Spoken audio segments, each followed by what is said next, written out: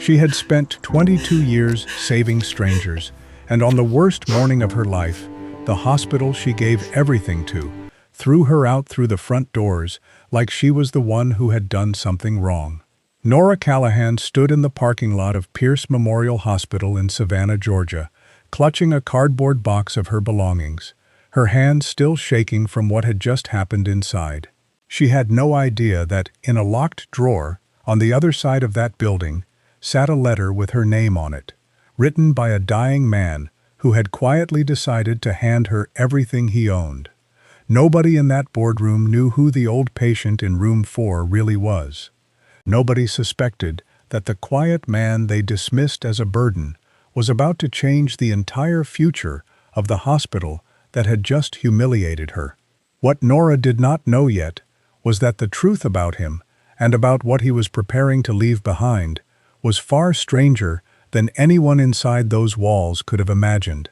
This is the story of a woman who gave a stranger nothing but ordinary kindness, expecting absolutely nothing in return, and a man who spent his final months quietly deciding that ordinary kindness was worth more than blood, more than loyalty, and more than anything his own family had shown him in years. By the end, one of them would be gone, and the other would be left holding a fortune, a hospital, and a truth that would put her right back in the center of a fight she never asked to be part of. For 22 years, Nora Callahan had worked the overnight shifts nobody wanted, the holidays nobody volunteered for, and the emergency room floors that tested every ounce of patience a person could have. She had raised her nephew, Caleb, alone after her younger sister passed away, working double shifts to keep him fed, housed, and in school. Her co-workers described her as the kind of nurse who remembered a patient's favorite blanket, who sat with frightened families in waiting rooms long after her shift technically ended, and who never once asked for recognition. She simply showed up, night after night, and did the work that kept Pierce Memorial Hospital running. She had come up through the ranks the hard way, starting as a floor nurse in her 20s, taking every extra course the hospital offered, and eventually earning a senior position in the emergency department through nothing but consistency and skill. Younger nurses looked up to her. Physicians trusted her judgment enough to ask her opinion before making difficult calls in the middle of the night. She had built, without ever meaning to, a kind of quiet authority that came from 2 decades of simply never letting a patient down, even when the hours were brutal and the pay never quite matched the sacrifice. Her life outside the hospital was modest by design. A small rented house on the edge of town, a car with well over 100,000 miles on it, and a nephew she was determined to see through college, even if it meant picking up every overtime shift available. Caleb had lost his mother young, and Nora had never once treated raising him as an obligation. She treated it as the one part of her life that made all the exhaustion worthwhile, and she rarely spoke about how much she had given up to make sure he never felt the absence of a parent too deeply. That reputation meant nothing on the night everything fell apart. A senior physician, the son of one of the hospital's largest donors, made a critical medication error during a chaotic overnight surge in the emergency room.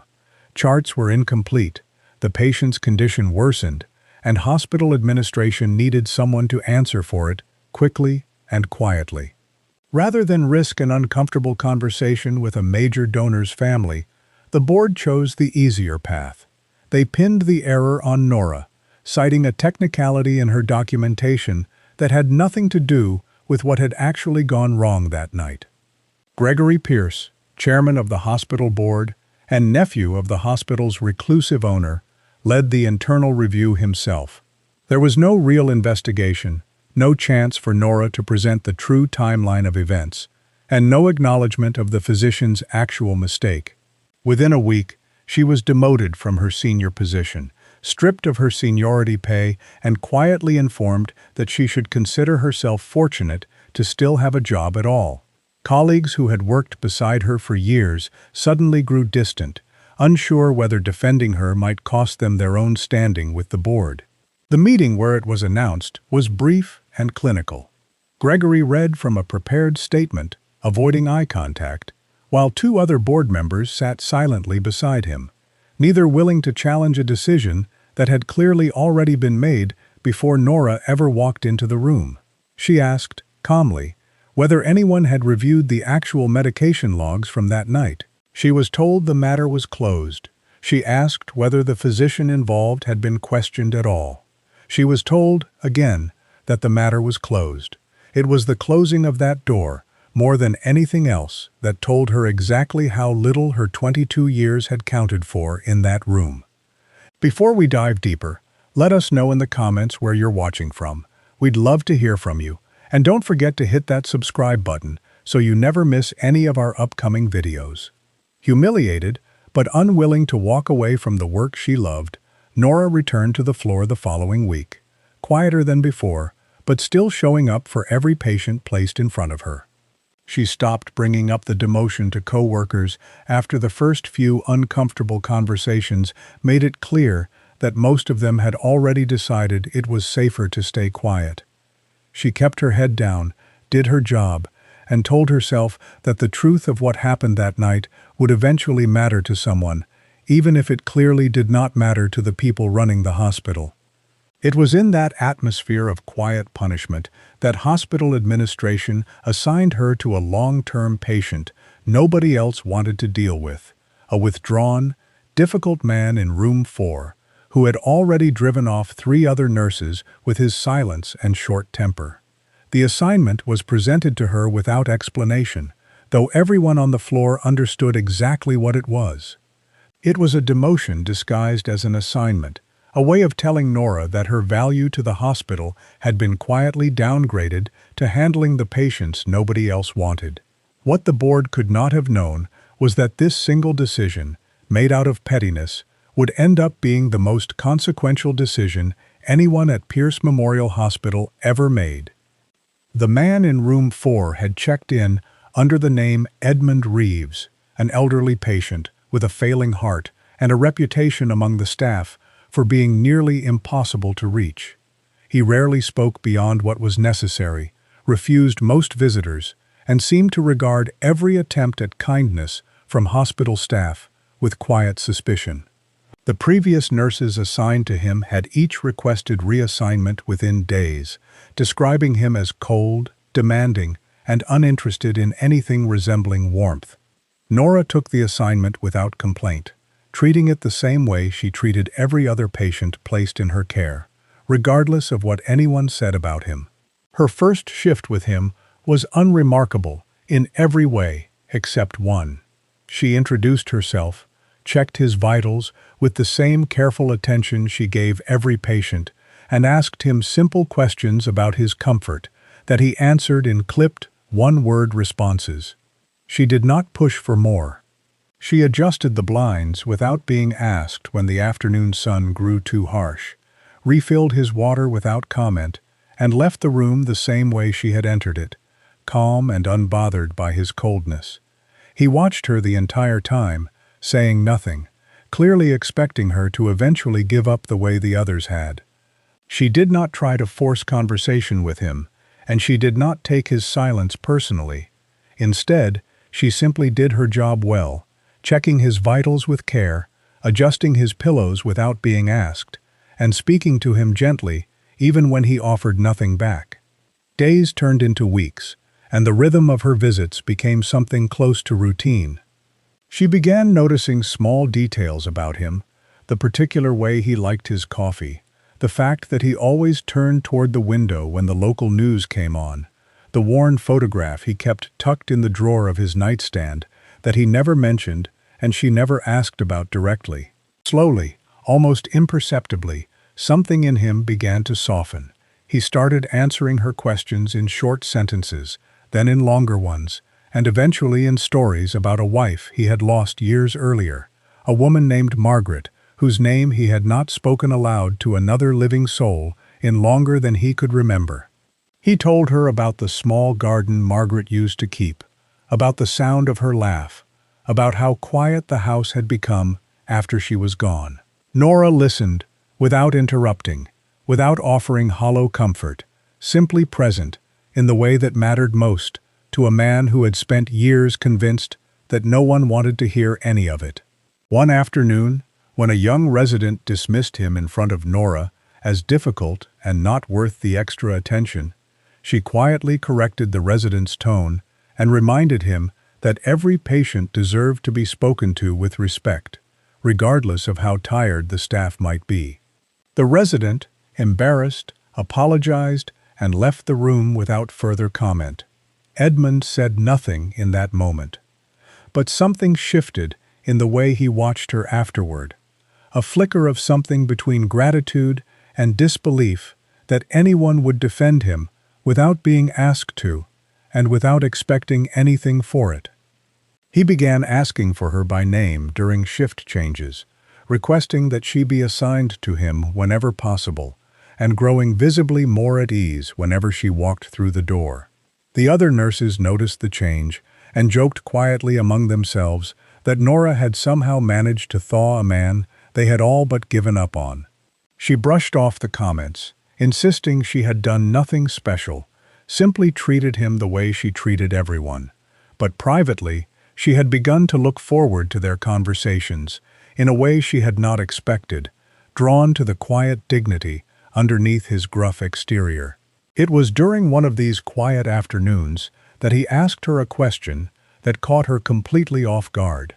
He asked what she would do with her life if she never had to worry about money again, if every debt, every worry about Caleb's future, and every sacrifice she had made over the years simply disappeared overnight. Nora laughed it off as the idle musing of a bored patient, telling him she would probably still show up to work the next morning out of habit, unaware that the man asking the question already owned the very hospital walls surrounding them both. He pressed the question further than she expected, asking her to actually consider it, to imagine a life where she was not constantly calculating what she could and could not afford. She humored him for a moment, describing a modest dream of paying off her house and helping Caleb through college without the constant financial strain that had defined her adult life. Edmund listened closely, filing away every word, and when she left the room that evening, he sat alone for a long time, staring at the door, turning something over in his mind that he had not yet spoken aloud to anyone. What none of the staff at Pierce Memorial Hospital knew was that the quiet man in room 4 had built the institution from almost nothing decades earlier, growing it from a small community clinic into one of the most respected private hospitals in the region. He had poured most of his adult life into the hospital, personally overseeing its expansion, hiring its first generation of physicians, and insisting from the beginning that patient care come before profit, a principle that had slowly eroded in the years since he stepped back from daily operations. After the death of his wife Margaret and a painful falling out with his nephew Gregory over the direction of the hospital's future, Edmund withdrew from public life entirely.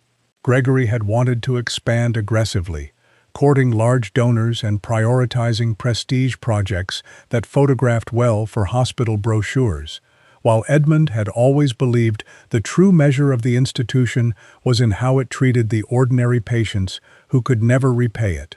The disagreement grew bitter enough that the two men stopped speaking altogether, communicating only through lawyers and hospital paperwork for the better part of a decade. Eventually, restless and unable to simply watch the hospital drift further from what he had built it to be, Edmund checked himself into his own facility under an assumed name, simply to observe how it was truly being run when no one thought the owner was watching. He chose a common name, gave a vague medical history, and relied on his own reclusive reputation to keep anyone from recognizing him. It was, in his own words to Combs much later, the only way he could see the hospital as it actually functioned, rather than as it was presented to him in polished quarterly reports. What he saw troubled him deeply. He watched a culture where loyalty to donors and appearances mattered more than loyalty to patients and staff. He watched nurses working exhausting shifts with little recognition, physicians deferring to hospital politics rather than sound medical judgment, and administrative decisions made behind closed doors that prioritized the hospital's image over the well-being of the people who kept it running day to day. Each week he spent in that bed deepened his conviction that something at the heart of the institution had quietly changed while he was away, and not for the better. And in the middle of all of it, he watched one nurse continue to show genuine care for a man everyone else had written off, expecting nothing from him in return, unaware that her simple decency was being witnessed by the very person with the power to change everything. He began keeping a small notebook, jotting down observations after each of Nora's visits, noting not just what she said, but how she treated the other patients on the floor when she thought no one important was watching. Every entry only reinforced what he was already beginning to suspect, that she was exactly the kind of person the hospital desperately needed more of, and exactly the kind of person it had already failed. Meanwhile, in a boardroom several floors above, Gregory Pierce discussed hospital finances with casual indifference toward the patient in room 4, referring to him only as a long-term charity case, draining unnecessary resources from the budget. He complained openly in meetings about the cost of extended care for a patient with no family visiting and no clear discharge plan, unaware that the man he was describing so dismissively was the very uncle whose name still appeared on the hospital's original founding charter, quietly listening to every word relayed back to him by staff who had no idea how significant those overheard comments truly were. The reports that reached Edmund about these boardroom conversations arrived secondhand, through nurses and orderlies who had no reason to think twice about repeating office gossip to a bored, elderly patient. Each account chipped away further at whatever hope Edmund still held that his nephew might one day be ready to lead the hospital the way it deserved to be led. He began to understand that Gregory's ambitions were not rooted in any real love for the institution or the people it served, but in the prestige and financial control that came with running it. Late one night, after a conversation with Nora that lingered in his mind longer than he expected, one where she described exactly what she would want for Caleb's future, without any hint of self-interest, Edmund picked up the phone in his room and placed a call to Walter Combs, the only attorney he still trusted after all these years. He asked Combs to come to the hospital quietly, after visiting hours, to help him make one final change to a document that had not been touched in over a decade. Neither Nora nor anyone else on staff had any idea what was being set into motion just down the hall from where she worked. Edmund's condition declined rapidly over the following weeks, his heart weakening faster than his physicians had anticipated. Where he had once been alert and talkative during Nora's visits, he began tiring more easily, drifting in and out of sleep mid-conversation, and requiring more careful monitoring through the night. His physicians spoke cautiously to Nora about the likely trajectory ahead, using the careful, measured language doctors use when they know more than they are willing to say plainly, and she understood without needing further explanation that his time was growing short. Nora began staying past the end of her shifts to sit with him, not because anyone asked her to, but because she could not bring herself to leave a dying man alone in a room that so rarely saw visitors. She read to him in the evenings, choosing old novels he mentioned enjoying decades earlier, held his hand through difficult nights when his breathing grew labored, and spoke to him with the same steady warmth she had shown him since the very first day, never once learning who he truly was or what he had quietly arranged on her behalf. In his final lucid days, Edmund spoke less about the past and more about the present, asking Nora about Caleb's schoolwork, about her plans for the years ahead, about small, ordinary details of a life he had come to care about more than he ever expected to when he first checked into that room under a false name. He never once hinted at what waited in Walter Combs' office, content instead to spend his remaining time simply being present with the one person who had shown him unforced kindness when he had every reason to expect none. On the night he passed, Nora was there, holding his hand as his breathing slowed and finally stopped in the early hours of the morning. She sat with him for a while afterward, the way she always did when a patient passed on her watch, before notifying the attending physician and beginning the quiet, practiced process of preparing the room. It was only afterward, while gathering his belongings, that another nurse discovered a folded note tucked beneath his pillow, addressed simply to Nora in handwriting that trembled with the effort of his final days. She did not open it immediately, unsure of what to do with a letter clearly meant for a private moment, and unaware of how quickly the rest of her world was about to change. She placed it carefully in her bag, intending to read it later when she was alone, still processing the loss of a patient who had, without either of them fully realizing it, become one of the most important relationships of her final years at Pierce Memorial Hospital. The following morning, Walter Combs arrived at Pierce Memorial Hospital and requested an urgent meeting with hospital leadership. He informed a stunned room of executives that the patient known to them as Edmund Reeves was, in fact, Edmund Pierce, majority owner of the hospital and the man whose name had been on the building's founding documents for decades. The room fell into stunned silence as the full weight of what this meant began to settle over everyone present, none more visibly shaken than Gregory himself, who had spent weeks complaining about a patient who turned out to be his own uncle. Combs did not stop there.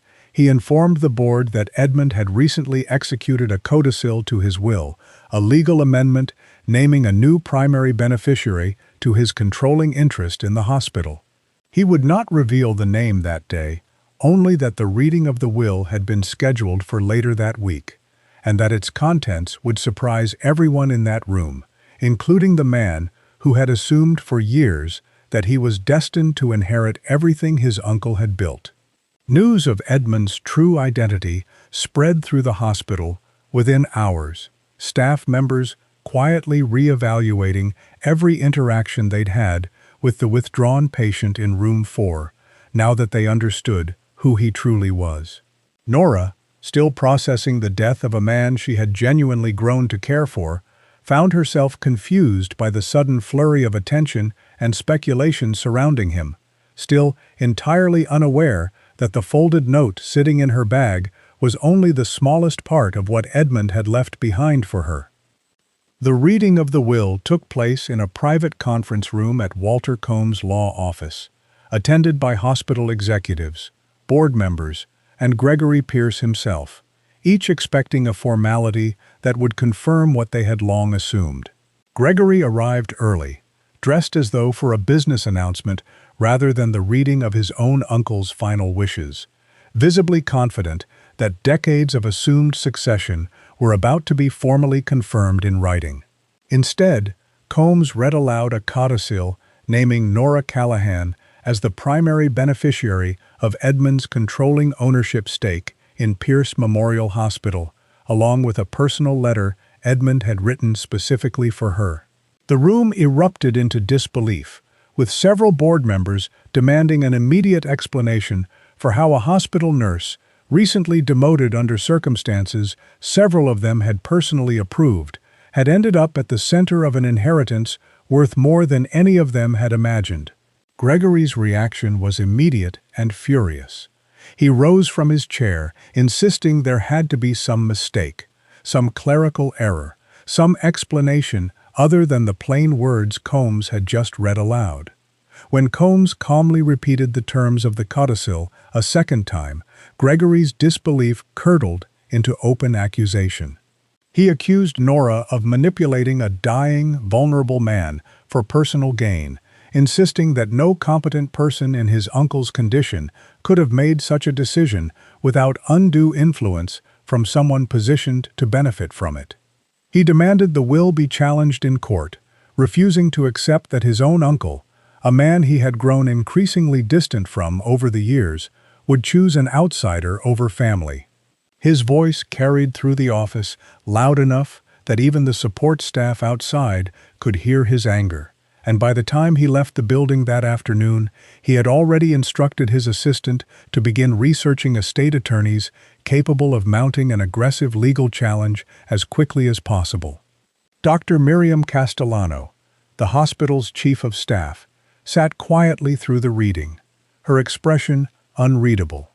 She had overseen Nora's demotion months earlier without objection, following the board's decision without question at the time, telling herself it was simply a matter of hospital procedure rather than something worth risking her own position over. But something about the certainty in Edmund's letter and the memory of how quickly the hospital had turned on a nurse with an otherwise spotless record left her with a discomfort she could not easily dismiss. She said nothing that day, choosing instead to observe quietly as the room descended into arguments over legal standing and estate procedure, but the seed of doubt had already been planted. She found herself replaying, in the days that followed, the exact sequence of events surrounding the medication error that had cost Nora her position, and the more she reconsidered it, the less confident she felt in the conclusions she had signed off on at the time. Nora herself was not present for the reading, learning of the codicil only afterward through a phone call from Combs's office asking her to come in for a private meeting. She arrived confused and anxious, still grieving Edmund's death and uncertain why a law office had any reason to speak with her directly. When Combs explained, gently and carefully, exactly what Edmund had left behind for her, she sat in stunned silence for several long minutes, unable to fully process words that seemed to belong to someone else's life entirely. By the end of the week, Gregory had retained an aggressive legal team and formally announced his intention to contest the will in court, framing the decision publicly as an act of protecting his family's legacy from outside interference. Behind closed doors, he began quietly gathering information on Nora's personnel file, her demotion, and anything else that might be used to paint her as unstable or unfit to receive such an inheritance. What he did not yet realize was that his uncle had anticipated exactly this kind of fight and had already begun preparing for it long before his death. Within days, details of Nora's earlier demotion began appearing in local news coverage, framed in a way that painted her as an unstable employee who had manipulated a vulnerable, dying patient into leaving her his fortune. Reporters who had never once mentioned her name during her decades of quiet service now printed her photograph beside headlines questioning her character and motives, drawing selectively from hospital records that Gregory's legal team had quietly made available to sympathetic outlets. The coverage grew more aggressive by the day, with anonymous sources close to the hospital board describing Nora as calculating and opportunistic, conveniently omitting any mention of the medication error cover-up that had led to her demotion in the first place.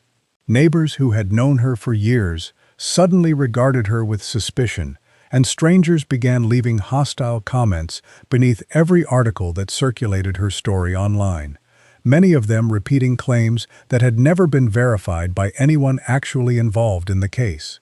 At the hospital, the atmosphere turned openly hostile. Colleagues who once greeted her warmly in the hallways now avoided eye contact, unwilling to be associated with someone the board had painted as a manipulator. She received anonymous phone calls late at night, accusing her of theft and worse, and found herself isolated in a building she had devoted more than 2 decades of her life to serving faithfully. The break room conversations grew quiet whenever she entered, and shift assignments seemed to shift her further and further from the colleagues she had once considered friends.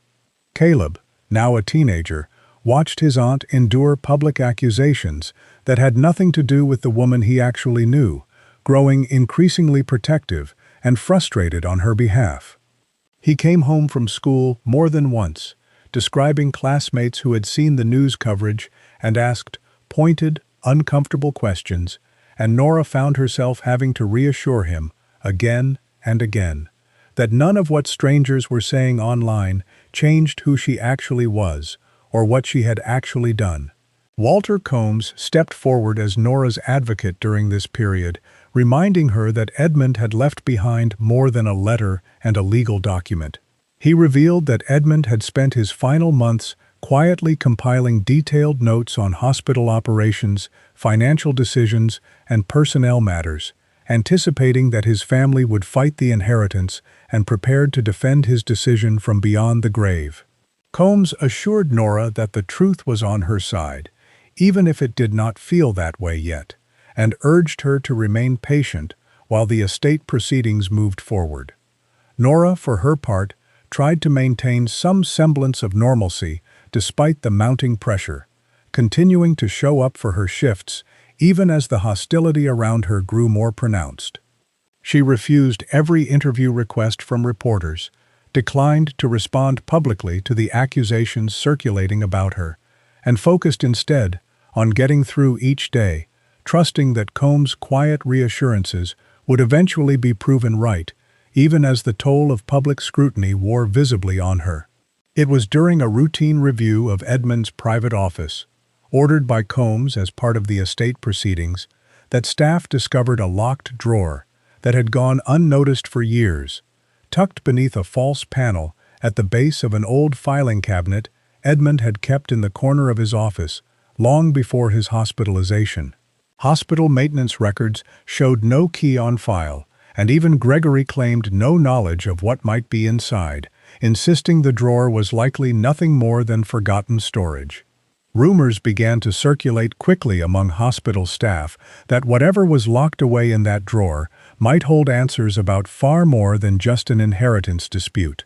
Some speculated it contained old financial records, others whispered about long-buried hospital secrets, but almost no one anticipated just how directly its contents would connect back to the very demotion that had started Nora's ordeal in the first place. When the drawer was finally opened under legal supervision, it revealed a collection of handwritten letters Edmund had composed during his final months as a patient, none of which he had ever sent.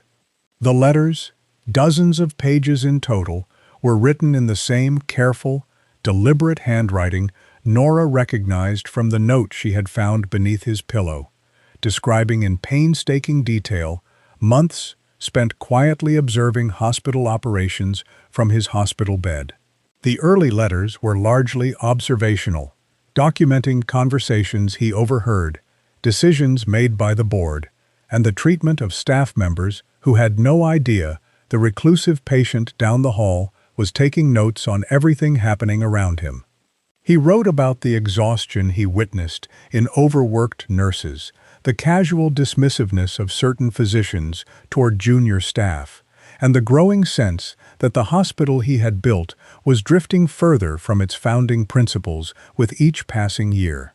Among the most damning entries was a detailed account of the medication error that had led to Nora's demotion months earlier.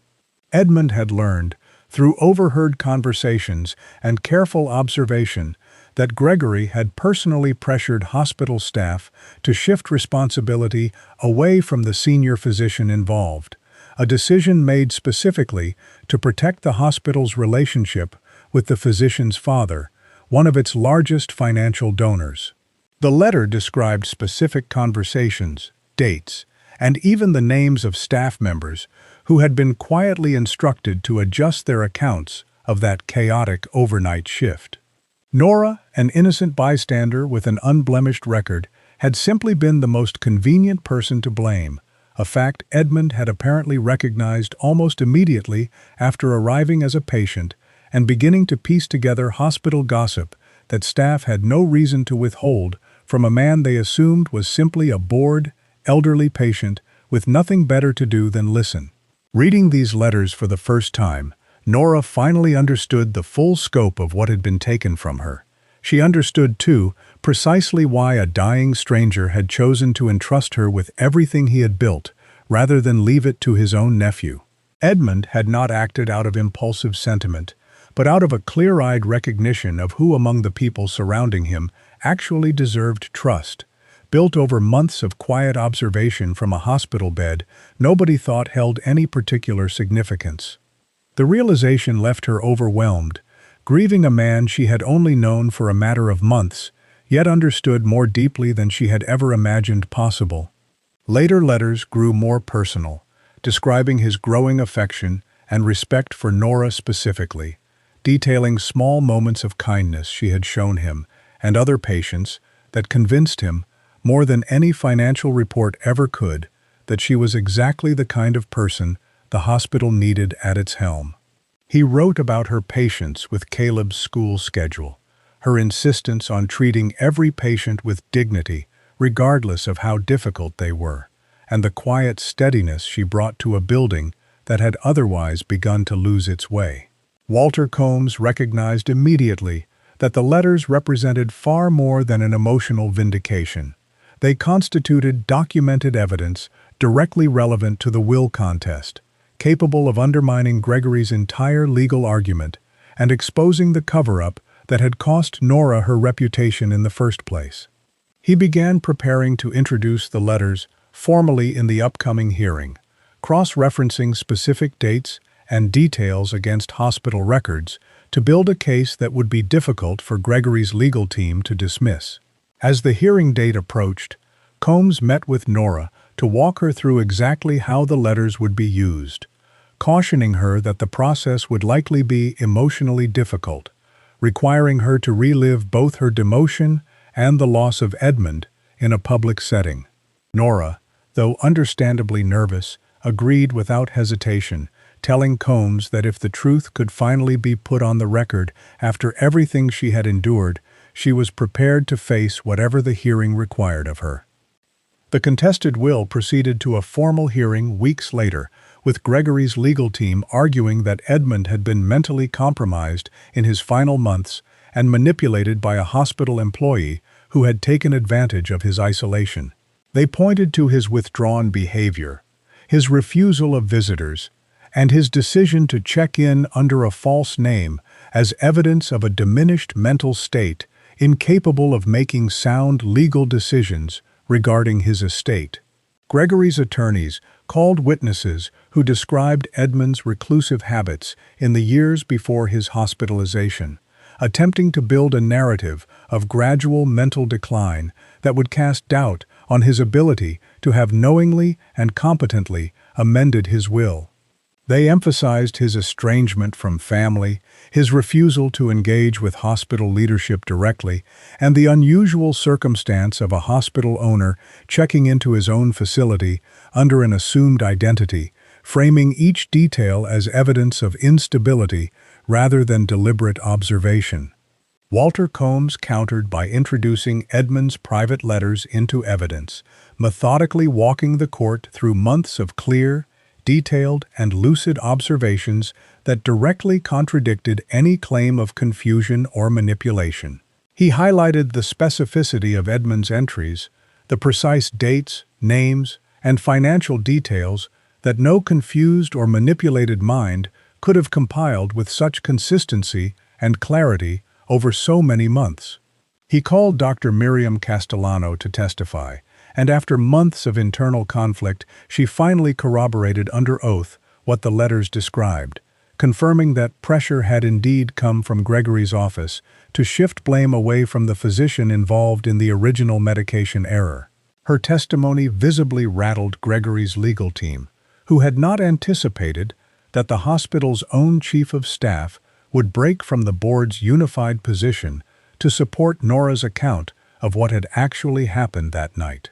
Combs also introduced testimony from hospital staff members who had interacted with Edmund during his hospitalization, each describing a patient who was sharp, observant, and entirely capable of tracking hospital operations with unusual attentiveness for someone supposedly experiencing cognitive decline. Their accounts, combined with the letters themselves, painted a picture of a man who had known exactly what he was doing when he made his final decision, and exactly why he had made it.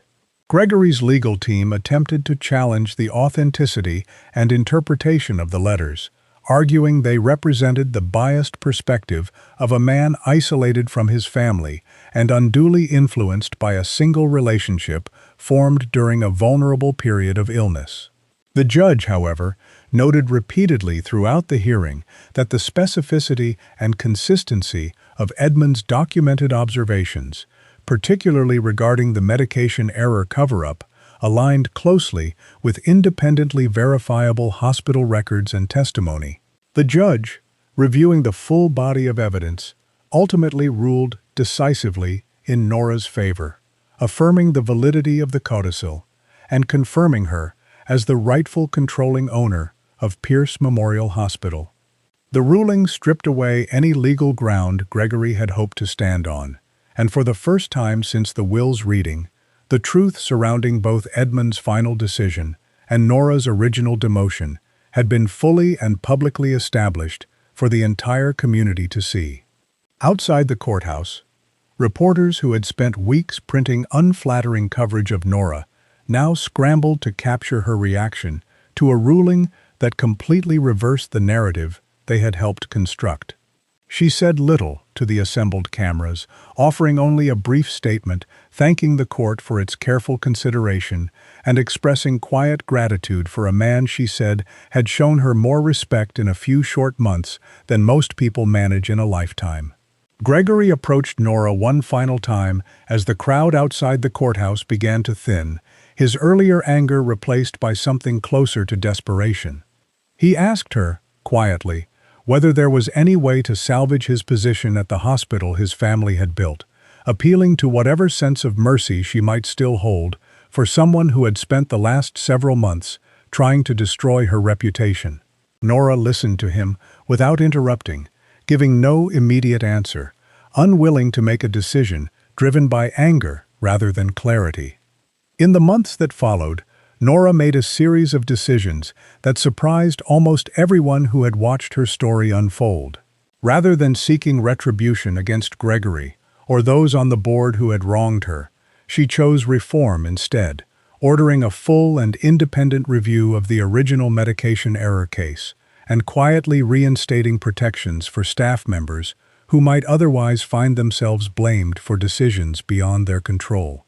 She restructured portions of the board to include voices that had previously gone unheard, bringing in senior nurses and frontline staff members to sit alongside the executives who had once made decisions entirely insulated from the realities of daily hospital operations.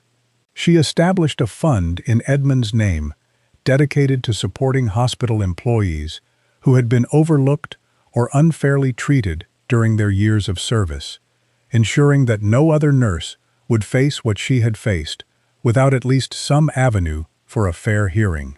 As for Gregory, Nora ultimately allowed him to remain in a limited advisory capacity, stripped of controlling authority, but given the opportunity to contribute to the hospital's future in a way that did not put patients or staff at risk of the kind of decisions that had once cost her everything.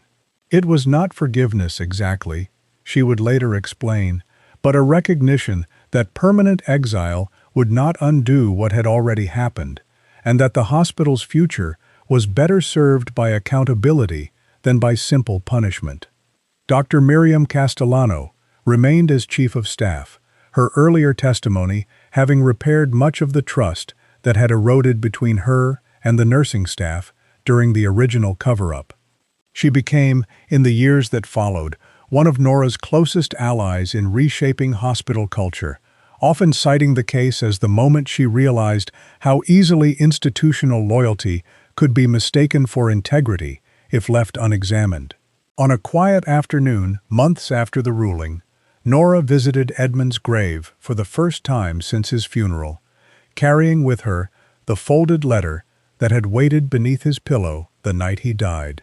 She read it there, in full, for the first time, learning at last the private words he had never spoken aloud to her directly, about the quiet dignity she had shown him when the rest of the world had already decided he was not worth the effort, and about how deeply that simple kindness had restored something in him he thought he had lost forever. She stood at the grave for a long while afterward, thinking about the strange and unlikely path that had brought her there.